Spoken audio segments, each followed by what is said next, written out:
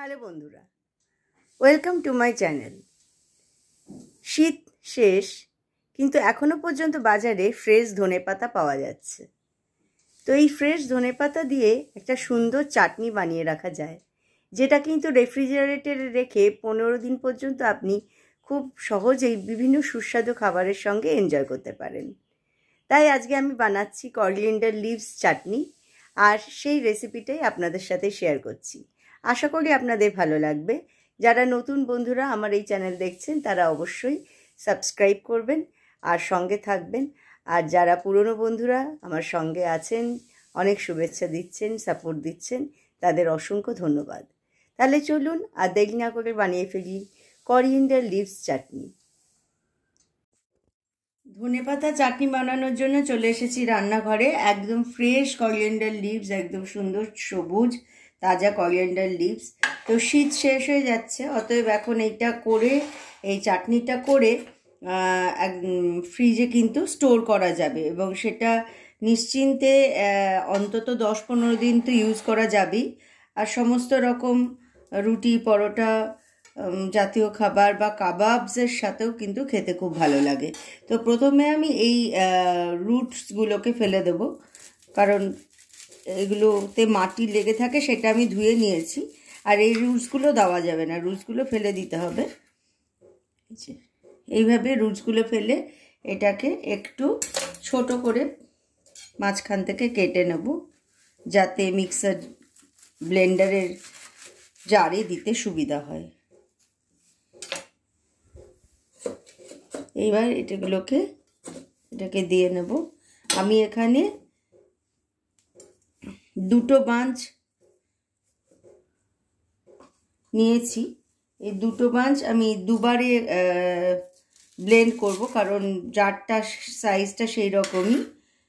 একবারে করতে গেলে হয়তো ভালো করে ব্লেন্ড না হতে পারে, সেই জন্য দুবারে করব। তো একটা আমি দিয়ে দিলাম, একটা বাঞ্চ দিয়ে দিলাম। এবার এর সাথে কি কি দিচ্ছি সেগুলো দেখায়। এখানে দিয়ে দিচ্ছি গার্লিক ক্লোভস, আর একটা বাঞ্চের জন্য কিছুটা রেখে দিলাম, দুবারে করব আমি। এগুলো হলো জিঞ্জার কেটে নিয়েছি ছোট ছোট করে। আর এখানে আছে হলো গ্রিন চিলি,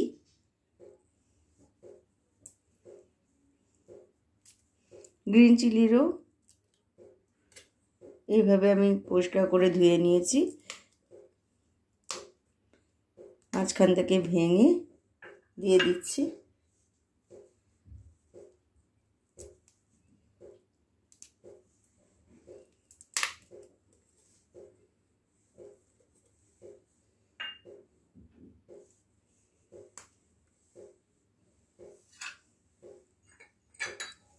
এখানে আছে সল্ট দিয়ে দিলাম। টেস্টটা অ্যাডজাস্ট হওয়ার জন্য দিয়ে দিচ্ছি সামান্য চিনি। দুবার ব্লেন্ড করব, সেই অনুযায়ী হাফ করে দিচ্ছি। আর এখানে পাকা তেঁতুল মানে একদম ভিজিয়ে রেখেছিলাম, তারপর সেটা থেকে যে পাল্পটা বেরিয়েছে সেই পাল্পটা দিয়ে দেবো।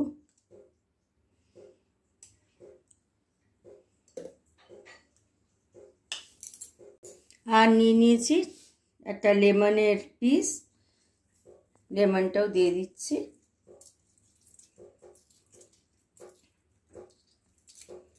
এই লেমন জুসটা থাকলে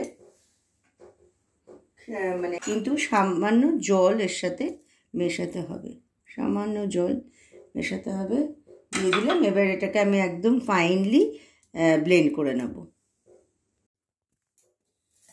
আচ্ছা, আমার এখানে এই যে গ্রিন পেস্টটা মানে হয়ে গেছে রেডি। তো এইবার আমি এখানে সামান্য 1 টেবিল স্পুন আর কি মাস্টার্ড অয়েল দিয়েছি।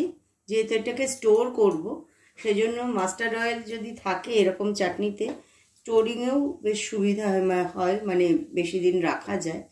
আর এইখানে আমি নিয়েছি ব্ল্যাক যে সর্ষেটা, ওইটা সর্ষে, আর নিয়েছি শুকনো লঙ্কা ছোট ছোট পিস করে নিয়েছি। তো black mustard seed and red chilli, তো আমি সেটাকে দিয়ে দিচ্ছি।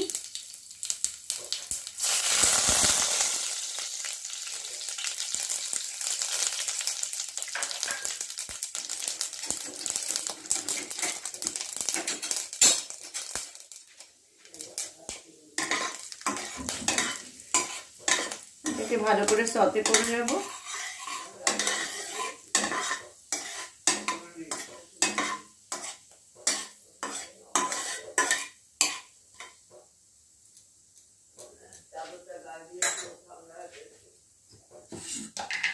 ফ্লেমটা একদম কমানো আছে।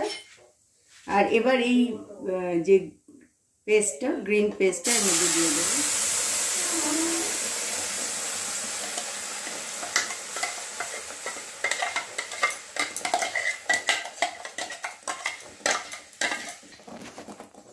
এই জারের মধ্যে সামান্য জল দিয়ে একদম ভালো করে এটাকে ওয়াশ করে দিয়ে দিলাম।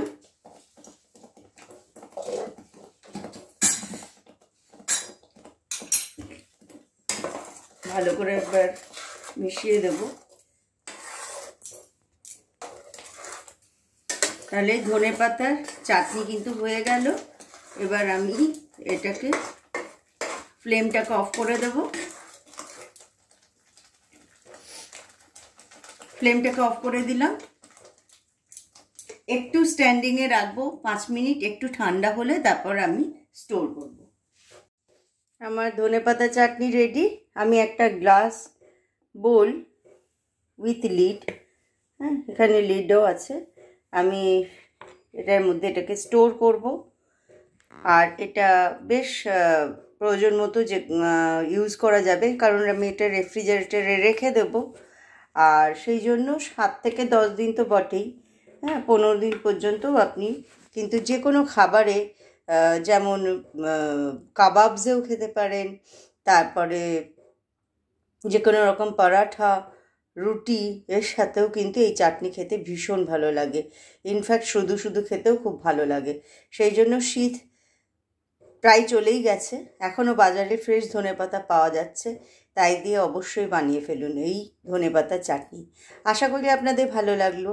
আবার ফিরে আসবো নতুন ভিডিও নিয়ে। Till then take care and bye by.